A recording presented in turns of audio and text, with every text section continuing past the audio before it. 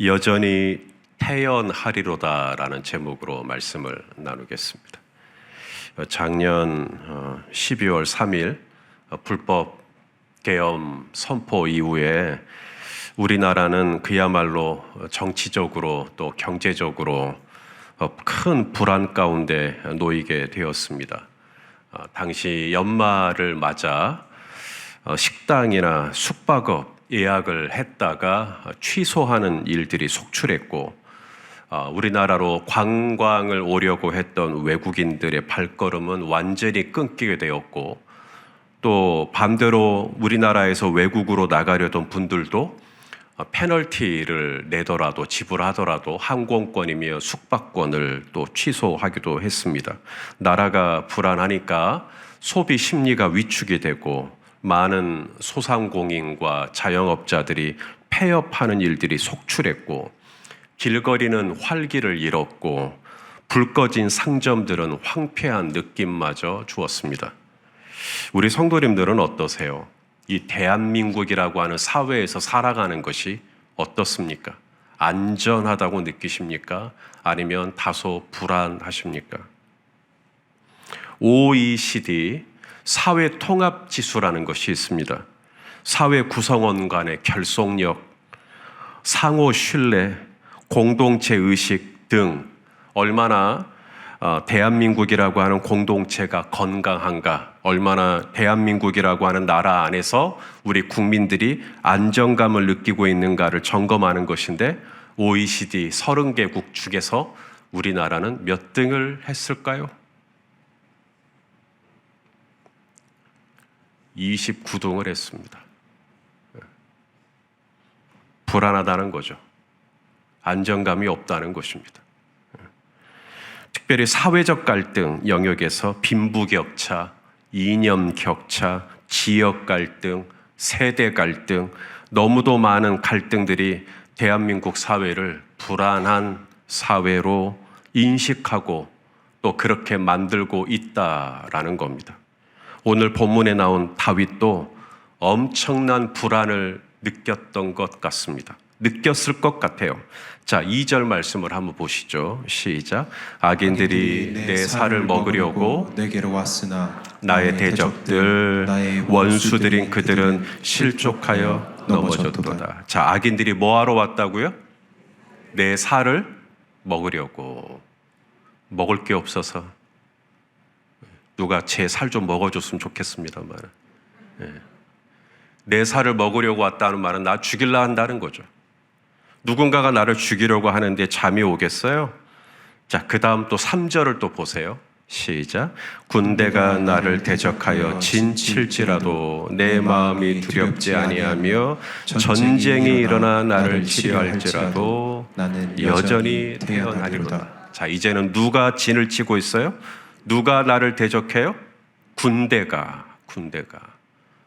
말하자면 권권력이 나를 대적하고 있는 것입니다. 이 정도면 사회 통합 지수가 29위가 아니라 290위로 떨어져도 할 말 없는 수준이죠.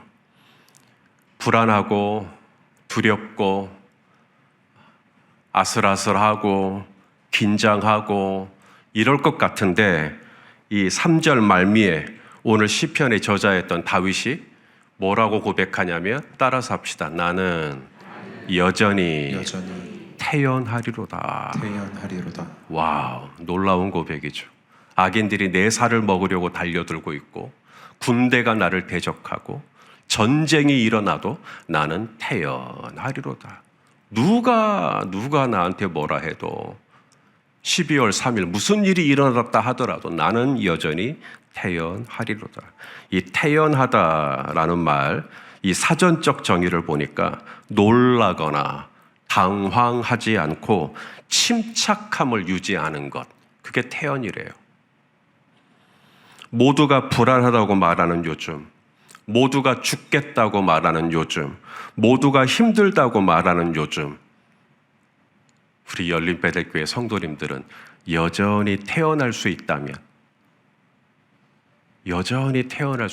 그 태어남의 태도는 도대체 어디서 오는 걸까요? 도대체 다윗은 어떻게 이렇게 태연할 수가 있을까요? 침착할 수가 있을까요? 자, 1절에 이유가 나옵니다. 자, 1절입니다. 시작. 여호와는 나의 빛이요 나의 구원이시니 내가 누구를 두려워하리요. 여호와는 내 생명의 능력이시니 내가 누구를 무서워하리. 자, 다윗의 이 태어남의 비밀이 어디서 오는 걸까요? 바로 하나님이 어떤 분인지를 알고 있는 겁니다. 하나님이 어떤 분인지를 알고 있는 거예요. 하나님은 어떤 분이세요? 하나님은 나의 빛이세요. 하나님은 나의 구원이세요. 아무리 내 살을 뜯어먹으려고 악인들이 우글거리고 군인들이, 경찰들이 혹은 검찰들이 나를 대적하여 진을 쳐도 여호와는 내 생명의 능력이시다. 여호와가 내 생명의 능력이시다. 저들이 나를 죽인다고 해서 내가 죽는 게 아니고 하나님이 내 생명 거두어 가시면 내가 그때 죽는 것이지, 군대가 나를 대적한다고 내가 죽는 게 아니고 하나님이 나를 대적하시면 내가 죽는 것이지. 그런데 하나님은 나의 빛이시고 하나님은 나의 구원이시고 하나님은 내 생명의 능력이시고 하나님은 나의 반석이시고 하나님은 나의 피난처시고 하나님은 나의 산성이시고 내가 누구를 두려워하리요? 저는 이 고백이 여러분 모두의 고백이 될 수 있기를 진심으로 축원합니다. 아직 문제가 해결된 건 아니에요. 여전히 상황은 악화되어 있습니다. 악인들은 득실거리고 여전히 천만인이 나를 둘러 죽이려고 합니다. 그럴지라도 다윗은 어떻습니까? 놀라거나 당황하지 않고 침착합니다. 왜냐하면 하나님과의 관계가 바르게 되어 있기 때문에 그렇죠. 만일에 이 땅에 전쟁이 난다면, 진짜로 전쟁이 터진다면 우리 어른들은 거의 잠을 못 이룰 거예요. 전쟁이 났으니까. 하지만 우리 하이미는 잘까요, 안 잘까요? 자요. 우리 하이미는 왜 자죠? 엄마가 있으니까. 엄마와의 관계, 엄마가 나의 빛이고 엄마가 나의 구원이고 엄마가 내 생명의 능력이고, 그러면 우리 하이미는 자요. 하나님의 품 안에서 자요. 만일에 모든 상황이 평안해요. 이 땅에 전쟁도 없어요. 누가 내 살을 먹으려고 달려드는 악인도 없고 누가 나를 대적하고 진을 치는 군대도 없어요. 그런데도 우리 하이미가 울 수 있을까요? 왜 울까요? 엄마가 안 보이기 때문이겠죠. 아빠가 안 보이기 때문이겠죠. 그래서 오늘 시인이었던 다윗이 하나님의 얼굴을 구합니다. 자, 8절입니다. 시작. 너희는 내 얼굴을 찾으라 하실 때에 내가 마음으로 주께 말하되 여호와여 내가 주의 얼굴을 찾으리이다 하였나이다. 다윗이 태어날 수 있었던 이유가 여기 나옵니다. 하나님의 얼굴을 보고 있는 거예요. 오직 주만 바라봅니다. 고개를 돌려 주님을 보고 있는 거예요. 주님 계시네? 엄마 내 옆에 있네? 아빠 내 옆에 있네? 그러면 태연하리로다. 그런데 모든 상황은 평안한데 나는 여전히 불안하고 나는 여전히 고민되고 나는 여전히 잠을 못 이루고 나는 여전히 뒤척이고 나는 여전히 의기소침해 있고. 왜 그럴까? 오직 주만 바라봐야 되는데 더 이상 주님이 내 시선에서 안 보이니까, 비가 내리고 바람이 불고 창수가 나도 엄마와 눈을 마주친 하이미는 위로 포탈이 날아다녀도 잠을 잡니다. 풍랑이 일어도 잠을 잡니다. 땅이 변하고 산이 흔들리고 바닷 가운데 빠져도 잠을 잘 수 있어요. 나는 여전히 태연하리로다. 자, 오늘 시편 131편 2절 말씀 또 읽어볼게요. 시작. 실로 내 영혼으로 고요하고 평온하게 하기를 젖된 아이가 그의 어머니 품에 있음 같게 하였나니 내 영혼이 젖된 아이와 같도다. 어미의 품속에 있는 아이는 이 세상 누구보다도 연약한 존재죠. 이 아이가 어떻게 강한 존재겠어요? 누구보다 연약한 존재고, 누구보다 깨지기 쉬운 존재고, 누구보다 상처받기 쉬운 존재고, 그러면서 동시에 어미의 품속에 있는 이 아이는 누구보다 안전한 존재죠. 누구보다 견고한 존재죠. 왜냐하면 엄마와의 관계, 아빠와의 관계, 하나님과의 관계가 바르게 되어 있으니까.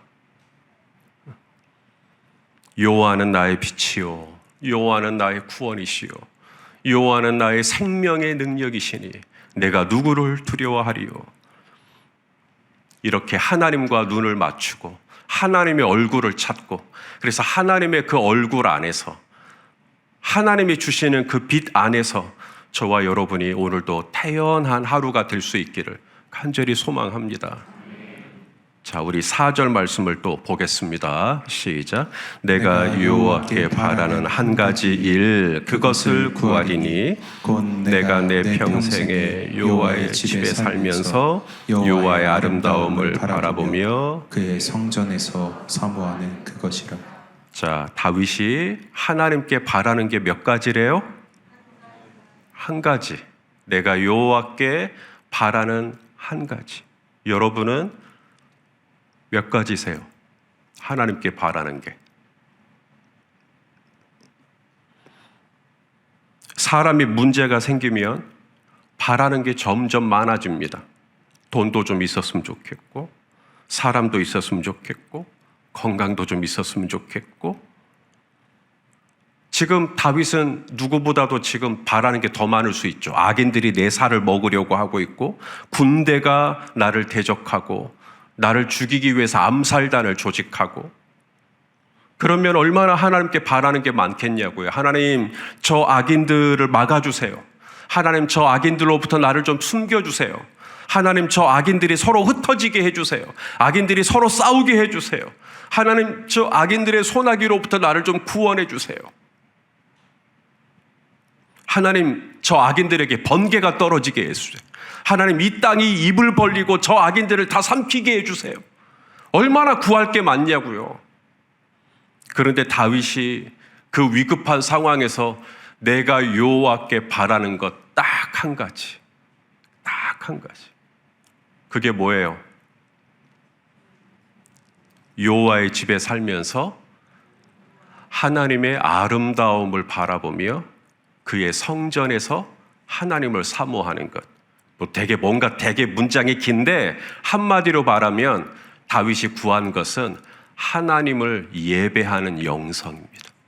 내가 어떤 상황에서도 하나님의 아름다움을 바라보며 하나님을 사모하는, 그게 예배죠.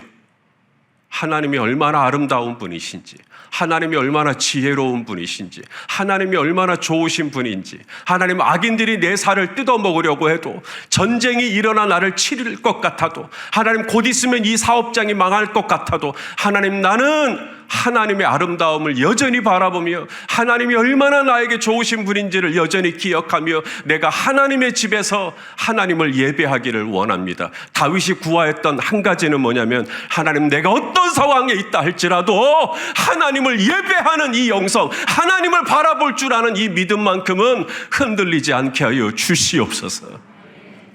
상황이 더 나아지기를 위한 기도가 아니라 어떤 상황에서도 하나님, 나는 태어날 수 있는 흔들리지 않는 견고한 믿음으로 나를 세워달라고 하는 이 다윗의 간절한 간구가 여기에 담겨 있죠. 이것을 또 다른 말로 바꾸면 먼저 그의 나라와 그의 의를 구하는 것입니다. 자, 우리 마태복음 6장 33절 읽어보겠습니다. 시작. 그런즉 너희는 먼저 그의 나라와 그의 의를 구하라. 그리하면 이 모든 것을 너희에게 더하시리라. 자, 이 말씀하신 분이 누구죠? 예수님이시죠. 산상수훈에서 예수님이 사람들에게 쭉 하셨던 말씀 중에 한 대목입니다. 너희는 먼저 최우선순위입니다.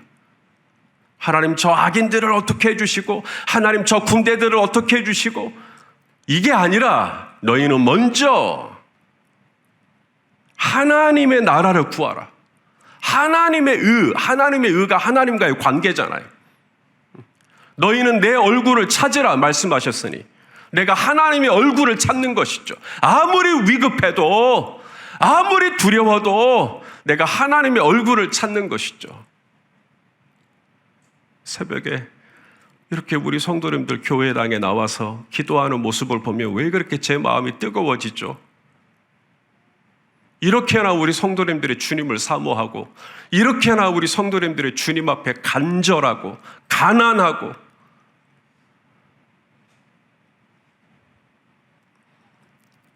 지금 주님께서 우리에게 먼저 하나님의 나라와 하나님의 의를 구하라고 말씀하고 계십니다.